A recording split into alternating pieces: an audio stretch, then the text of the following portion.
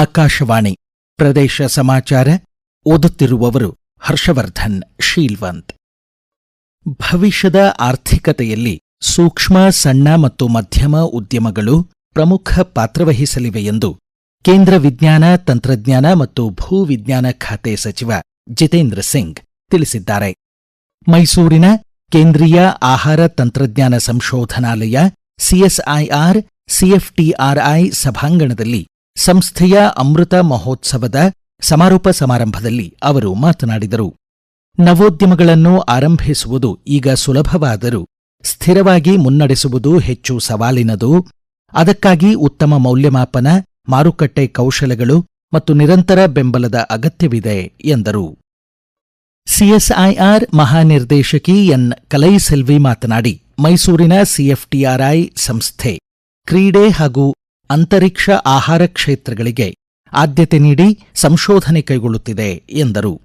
Mysuru CFTRI ನಿರ್ದೇಶಕ ಗಿರಿಧರ್ ಪಾರ್ವತಂ ಅಧ್ಯಕ್ಷತೆಯಲ್ಲಿ ಜೈವಿಕ ತಂತ್ರಜ್ಞಾನ ಉದ್ಯಮ ಸಂಶೋಧನಾ ಸಲಹಾ ಮಂಡಳಿ ಬಿಐಆರ್ಸಿ ಬಯೋನೆಸ್ಟ್ ಇನ್ಕ್ಯುಬೇಷನ್ ಸೆಂಟರ್ ಅನ್ನು ಸಚಿವ ಜಿತೇಂದ್ರ ಸಿಂಗ್ ಉದ್ಘಾಟಿಸಿದರು. ಫುಡ್ ಬಯೋಪ್ರೊಸೆಸಿಂಗ್ ಕ್ಷೇತ್ರದ 26 ನವೋದ್ಯಮಗಳು ಈಗಾಗಲೇ ಇಲ್ಲಿ ಕಾರ್ಯಾರಂಭಿಸಿವೆ. ಈ ತಿಂಗಳ 1ನೇ ತಾರೀಖಿನಿಂದ 15ರವರೆಗೆ ಸ್ವಯಂ ಜನಗಣತಿ ಆರಂಭವಾಗಿದೆ. ಧಾರವಾಡ ಲೋಕಸಭಾ ಕ್ಷೇತ್ರದ ಜನತೆ ಹೆಚ್ಚಿನ ಸಂಖ್ಯೆಯಲ್ಲಿ ಸ್ವಯಂ ಜನಗಣತಿಯಲ್ಲಿ ಭಾಗವಹಿಸುವಂತೆ ಕೇಂದ್ರ ಸಚಿವ ಪ್ರಹ್ಲಾದ್ ಜೋಶಿ ಕೋರಿದ್ದಾರೆ.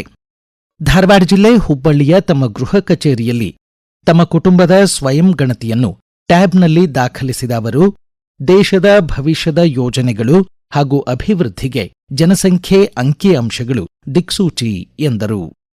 ಹಿಂದೂ ಧರ್ಮಾಚಾರ್ಯರ ಸಭೆ ಇಂದು ಬೆಂಗಳೂರಿನಲ್ಲಿ ಆಯೋಜಿತವಾಗಿದೆ. ಕೇಂದ್ರ ಗೃಹ ಖಾತೆ ಸಚಿವ ಅಮಿತ್ ಶಾ ಪಾಲ್ಗೊಳ್ಳಲಿದ್ದಾರೆ.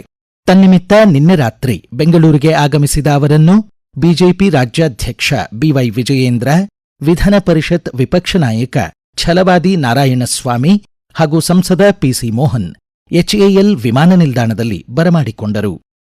ಇಂದು ಪವಿತ್ರ ಶನಿವಾರ, ಏಸು ಕ್ರಿಸ್ತನ ಪುನರುತ್ಥಾನದ ನಿರೀಕ್ಷೆಯಲ್ಲಿ ನಾಡಿನಾದ್ಯಂತ ಕ್ರೈಸ್ತ ಬಾಂಧವರು ಮೌನ ಮತ್ತು ನಿರೀಕ್ಷೆಯಲ್ಲಿ ಕಳೆಯುವ ದಿನ. ನಾಳೆ ಈಸ್ಟರ್ ಭಾನುವಾರ, ಏಸು ಮರಣವನ್ನು ಜಯಿಸಿ ಪುನರುತ್ಥಾನಗೊಂಡ ಸಂತೋಷದ ದಿನ. ಧಾರವಾಡದ ಹೆಬಿಕ್ ಸ್ಮಾರಕ ದೇವಾಲಯ ಸೇರಿದಂತೆ ಎಲ್ಲ ಚರ್ಚ್ಗಳಲ್ಲಿ ಗೋದಲಿಯ ಪೂರ್ವ ಸಿದ್ಧತೆ ಮತ್ತು ಸುಂದರ ವಿದ್ಯುತ್ ದೀಪಗಳ ಅಲಂಕಾರ ಕೈಗೊಳ್ಳಲಾಗಿದೆ. ಅಪ್ರಾಪ್ತ ವಯಸ್ಸಿನ ಗರ್ಭಿಣಿ ಖಾಸಗಿ ಆಸ್ಪತ್ರೆಗೆ ದಾಖಲಾದರೆ ಸಂಬಂಧಿಸಿದ ವೈದ್ಯರು ಪೊಸ್ಕೋ ಕಾಯ್ದೆ ಅಡಿ ಕೂಡಲೇ ವಿಶೇಷ ಬಾಲನ್ಯಾಯ ಪೊಲೀಸ್ ಘಟಕ ಅಥವಾ ಸಮೀಪದ ಪೊಲೀಸ್ ಠಾಣೆಗೆ ವರದಿ ಮಾಡುವುದು ಕಡ್ಡಾಯ. ಆರೋಗ್ಯ ಮತ್ತು ಕುಟುಂಬ ಕಲ್ಯಾಣ ಇಲಾಖೆ ಸುತ್ತೋಲೆ ಹೊರಡಿಸಿದ್ದು, 18 ವರ್ಷಕ್ಕಿಂತ ಕಡಿಮೆ ವಯಸ್ಸಿನ ಬಾಲಗರ್ಭಿಣಿ ಪ್ರಕರಣಗಳನ್ನು ಕಾನೂನುಬದ್ಧವಾಗಿ ವರದಿ ಮಾಡಬೇಕು. ಸಹಾಯವಾಣಿ 1098ಕ್ಕೆ ಕರೆ ಮಾಡಿ ಮಾಹಿತಿ ನೀಡಬೇಕು. ಇದರಿಂದ ಬಾಲಗರ್ಭಿಣಿಯ ರಕ್ಷಣೆ ಮತ್ತು ಪುನರ್ವಸತಿಗೆ ಅನುವಾಗಲಿದೆ ಎಂದು ಸುತ್ತೋಲೆ ಹೇಳಿದೆ. ಆರೋಗ್ಯ ಮತ್ತು ಕುಟುಂಬ ಕಲ್ಯಾಣ ಇಲಾಖೆ ರಾಜ್ಯದಲ್ಲಿ 40 ವರ್ಷ ವಯಸ್ಸು ಮೀರಿದವರಿಗೆ ಕಣ್ಣಿನ ಉಚಿತ ತಪಾಸಣೆ ಮತ್ತು ಓದುವ ಕನ್ನಡಕ ಒದಗಿಸುವ ಯೋಜನೆ ರೂಪಿಸಿದೆ. ಆಯುಷ್ಮಾನ್ ಆರೋಗ್ಯ ಮಂದಿರ ಉಪಕೇಂದ್ರಗಳ ಮೂಲಕ ಆಶಾ ಕಿರಣ ಯೋಜನೆ ಜಾರಿಗೊಳಿಸಲು ಉದ್ದೇಶಿಸಿದ್ದು, ಮೊದಲ ಹಂತದಲ್ಲಿ ಯಾದಗಿರಿ ಜಿಲ್ಲೆಯಲ್ಲಿ ಪ್ರಾಯೋಗಿಕವಾಗಿ ಅನುಷ್ಠಾನಗೊಳ್ಳಲಿದೆ. ಕೊಡಗು ಜಿಲ್ಲೆ ಮಡಿಕೇರಿ ತಾಲೂಕು ನಾಪೋಕ್ಲು ಬಳಿ ತಡಿಯಾಂಡಮೋಳ್ ಬೆಟ್ಟಕ್ಕೆ ಚಾರಣಕ್ಕೆಂದು ಬಂದಿದ್ದ ಕೇರಳದ 36 ವರ್ಷದ ಶರಣ್ಯ ಗುರುವಾರ ಸಂಜೆ ನಾಪತ್ತೆಯಾಗಿದ್ದಾರೆ. ಕಾಡಾನೆಗಳು ಹೆಚ್ಚಿರುವ ಈ ಪ್ರದೇಶದಲ್ಲಿ ಕಳೆದ 2 ದಿನಗಳಿಂದ ಅರಣ್ಯ ಇಲಾಖೆ, ಪೊಲೀಸ್ ಸಿಬ್ಬಂದಿ ಹಾಗೂ ಸ್ಥಳೀಯರು ಕಾಡಿನಲ್ಲಿ ಹುಡುಕಾಟ ಮುಂದುವರೆಸಿದ್ದಾರೆ.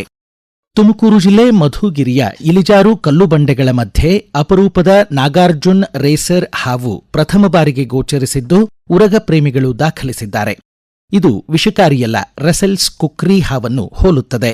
ದಕ್ಷಿಣ ಭಾರತದ ದಖನ್ ಪ್ರಸ್ಥಭೂಮಿಯಲ್ಲಿ ಮಾತ್ರ ಕಾಣಸಿಗುವ ಅಪರೂಪದ ನಾಗಾರ್ಜುನ ಸಾಗರ್ ರೇಸರ್ ಸ್ನೇಕ್ 1976ರಲ್ಲಿ ಆಂಧ್ರಪ್ರದೇಶದ ಗುಂಟೂರು ಜಿಲ್ಲೆಯ ನಾಗಾರ್ಜುನ ಬೆಟ್ಟದಲ್ಲಿ ಮಾತ್ರ ಕಂಡುಬಂದಿತ್ತು.